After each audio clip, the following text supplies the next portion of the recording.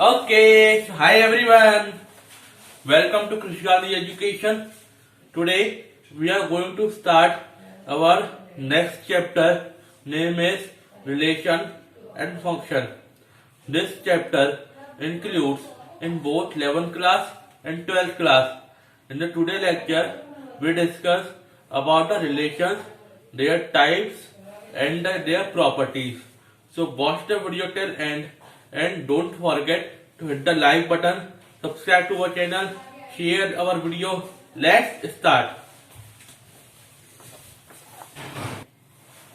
Okay तो सबसे पहले हम रिलेशन की डेफिनेशन जानते हैं। रिलेशन आखिर होता क्या है। सपोज हमने इससे पहले सेट चैप्टर में पढ़ा था कि अगर एक रिलेशन सेट ए, सेट एक्स और सेट वाई दो सेट है तो उसका जो सबसेट होगा वो उस रिलेशन को डिफाइन करेगा।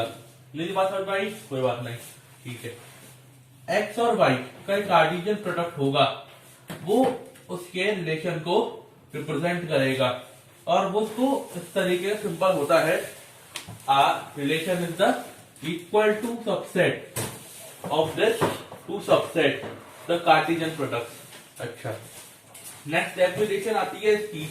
रिलेशन इज है special association with defined by us.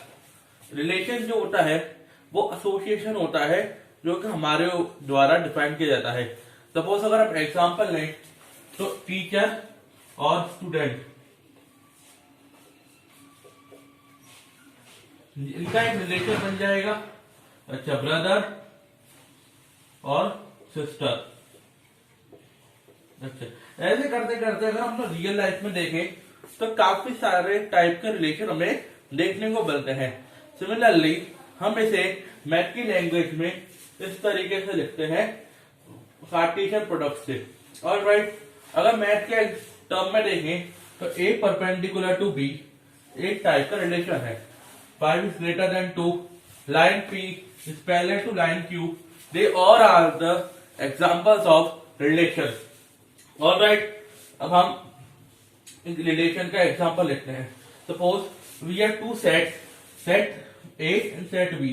In the set A we have element 1, 2, 3, and in the B set we have element 1, 8 and 7. We have to find the relationship as cube. We have to find the number which are the cube of another number. Suppose the condition is A equal to B cube. If a number supposed to be A, then other number is equal to B, their cube of their original number. Alright, here we write the A cross B. हमने इसका A cross B लिख दिए। सारे elements के A cross B के 9 element आ चुके हैं। अब हमें एक ऐसी चीज, इसको हम मान लेते हैं ये A है और अगला एलिमेंट B है। ऐसे एलिमेंट बताओ जो दूसरे पहले वाला जो नंबर है उसका अगला वाला क्यूब हो। 1, 1, 1 अगर A मान लेते हैं और B को अगर A क्यूब होगा इसका 1, तो पहला तो एलिमेंट ये आ गया, पहला एलिमेंट आ गया हमारे पास 1, 1। अच्छा, दूसरा एलिमेंट आएगा हमारे पास 2, 8। 2 का क्यूब क्या आता है 8, अगर आ गया 2, 8। अच्छा, और तीसरा जो नंबर आएगा वो हमारे पास आएगा 3 and 27। 3 and 27। अगर इसके अलावा जो एलिमेंट आएंगे उसको हम रिलेशन नहीं बोलेंगे। क्यों? क्योंकि वो इस क्यूब वाला रिलेशन को सेटिस्फाइड नहीं कर सकते हैं। क्योंकि मैंने आपको स्टार्टिंग में बता चुका हूं, जो रिलेशन होता है स्पेशल टाइप का एसोसिएशन होता है जो कि हमारे द्वारा बनाया जाता है। Relation is a special kind of association which are made by us. तो पहले इधर नोट करो। Okay, now we discuss about the mapping, pre-image and image. In the previous example, we see the relation of A and their cube. This is B cube. So अगर हमें उसको इस mapping के through represent करना है तो इसको हम किस तरीके से करते हैं देखिए। ये हमारे पास रिलेशन है 1, 2, 3। अब 1 का जो रिलेशन है वो 1 से भी हो सकता है, 1 का रिलेशन 8 से हो सकता है, 1 का रिलेशन 27 से हो सकता है। ये बात हमने इसको देखी थी। अब ये 2 का जो रिलेशन है वो 1 से हो सकता है, 2 का रिलेशन 8 से हो सकता है और 2 का रिलेशन 27 से हो सकता है। ये बात क्लियर है। सिमिलरली 3 का रिलेशन में हमारे पास 1 से, 8 से और 27 से हो सकता है। ऑलराइट, इसको हम बोलते हैं R is mapping to B. Arrow का मतलब होता है मैपिंग करना। इसका प्रोनाउंसिएशन इस तरीके से आता है। जिसको हम पैरल लिखते हैं वो तो उसको बोलते हैं प्री इमेज, और जिसको हम बार बार लिखते हैं वो होती है उसकी इमेज। ओके, अच्छा, हमने पिछले एग्जांपल में देखा था कि हमें किसी एक पर्टिकुलर क्यूब का रिलेशन निकालना था। तो 1 का जो क्यूब था उसका रिलेशन केवल और केवल 1 के साथ आएगा, उसका रिलेशन 8 के साथ या 27 के साथ नहीं आएगा। और 2 का जो रिलेशन है वो उसके क्यूब के साथ यानी 8 के साथ आएगा, इसका भी किसी और से रिलेशन नहीं आएगा। 3 का रिलेशन उसके 27 से आएगा जो कि इसका क्यूब आएगा। इसको प्रोनाउंस कैसे करेंगे? 1 map to 1, 2 map to 8, 3 map to 27, इस तरीके से। और 8 इज द इमेज ऑफ 2 या फिर 2 is the pre image of 8। एक ही बात है, उल्टा कर देंगे तो प्री इमेज और सीधा कर देंगे तो इमेज आ जाएगा। आई होप ये बात आपको क्लियर होगी। पहले इतना नोट करो। Okay, now we study about the domain and range of a relation. Suppose a relation A cross B, second element is known their range and the first element are the domain of their relation। इसको example से लेते हैं। हमारे पास relation आता है 1 3 2 4 5 5 6 0 का। Alright, तो हमें ये कोई रैंडमली रिलेशन है, हमें इसे डोमेन लिखना है और रेंज लिखना है। डोमेन आएंगे इसके फर्स्ट एलिमेंट जो आएगा 1 2 5 और 6। ऑलराइट, और रेंज आएंगे इसके सेकेंड एलिमेंट 3 4 5 0। ठीक है, 3 4 5 एंड 0। ये बात हमको क्लियर है। अच्छा, आपको खाली रिलेशन के थ्रू आ जाए इस तरीके से कर देंगे, लेकिन ये मैपिंग के थ्रू आए तो अभी इसका हमें डोमेन और रेंज लिखना आना चाहिए। इसका जो डोमेन आएगा वो क्या आएगा? 1 और 2। 3 क्यों नहीं आएगा? क्यों नहीं आएगा? क्योंकि ये जो एलिमेंट है वो किसी भी दूसरे एलिमेंट से कनेक्ट नहीं है। एक बात याद रखना, किसी भी सेट ए के अंदर कोई एलिमेंट दूसरे एलिमेंट से कनेक्ट नहीं होता है तो वो उसके डोमेन में नहीं लिखा जाएगा। ओके, और रेंज क्या आएगा इसका? एक्स और जेड। क्यों? क्योंकि हम देख सकते हैं इसमें कोई सा भी एलिमेंट वाई से भी कनेक्ट नहीं है। अच्छा, अब हम देखते हैं कोडोमेन। कोडोमेन का हम देखते हैं, इसका आता है हमारे पास। कोडोमेन में वो सारे एलिमेंट आ जाएंगे जो सेट में आते हैं, यानी एक्स वाई जेड। अच्छा, तो क्या हम इससे बोल सकते हैं रेंज में उतने एलिमेंट आएंगे जितने एलिमेंट कोडोमेन में होंगे। अच्छा, तो इससे रिलेशन बन के आ जाएगा हमारे पास range is the subset equal subset of codomain. Codomain. अच्छा, मैंने खाली इक्वल सबसेट क्यों लिखा है? क्यों? क्योंकि ये दोनों इक्वल हो सकते हैं। कब होंगे?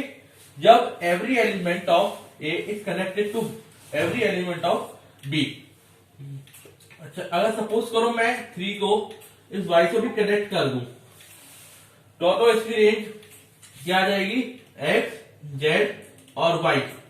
तो इसके रेंज और कोडोमेन इस केस में इक्वल हो जाएंगे। अदरवाइज जो हमारी रेंज आएगी वो कोडोमेन का सबसेट बन जाएगा। ठीक है, पहले इतना नोट करो।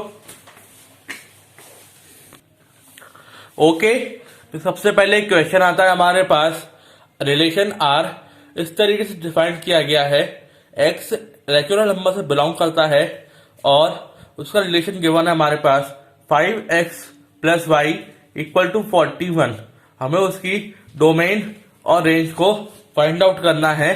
सबसे पहले आप इस क्वेश्चन को ट्राई कीजिए, उसके बाद मैं इसका सॉल्यूशन प्रोवाइड करूंगा।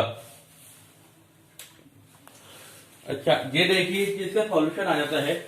हमें इस सेट को इस तरीके से कन्वर्ट कर देंगे y equal to 41 minus 5x। अब x की पर्टिकुलर वैल्यू देते हैं 1 2 3 4 देते जाएंगे। तो 1 दिया 36, 2 दिया 31, ऐसे करते करते 8 देने पर हमारे पास y की वैल्यू आती है 1। अच्छा, अब हम 9 दे सकते हैं? नहीं। अगर हमने y की वैल्यू को x की वैल्यू को 9 दे दिया, y की वैल्यू हमारी नेगेटिव आ जाएगी। और इधर क्लियरली मेंशन है x and y belongs to natural number, वो तो कभी नेगेटिव होना नहीं है, इसलिए हमारी वैल्यू 8 से आगे नहीं बढ़ेगी। अच्छा, अब इसको ऑर्डर पेयर में दे दिया 136 टू 31 करते करते 81 तक। अच्छा, अब इसका लिखते हैं डोमेन। डोमेन क्या आएगा? First element of the pair. First element कौन से हो जाएंगे? 1 2 3 4 5 6 7 8। अच्छा, अगर आपके रिवर्स डायरेक्शन में भी आ रहे हो, मतलब 8 7 6 5 4 3 2 1, तो अभी कोई दिक्कत नहीं है। अच्छा, सिमिलरली रेंज क्या हो जाएगी हमारे पास? सेकंड एलिमेंट 36 31 26 21 16 11 6 और 1। सिमिलरली अगर किसी अपोजिट ऑर्डर में आ रही हो तो अभी कोई दिक्कत नहीं है, ये इसमें वैलिड है। Order doesn't defined. Okay, I hope ये क्वेश्चन आपको समझ में आया होगा। ये वाला क्वेश्चन CBSE 2012 में 4 मार्कर में आया था और काफी सिंपल सवाल था। और तो पहले तुम नोट करो। Okay, now we are talking about the number of relation. If R is the equal subset of A cross B, then number of element in A is P, number of element in B is Q, then number of element in A cross B is obviously P cross Q.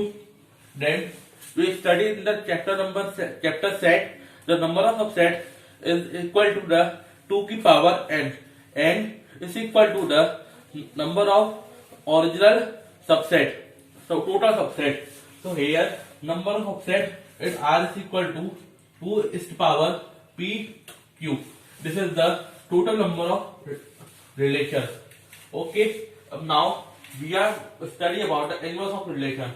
If a relation is from set A to set B, then we said that R inverse is equal to y x belongs to x y. We directly flip the element of x and y. Here to take an example, R relation between squares. Squares of the number here 2 4 3 9 4 16. We have to write the inverse of relation.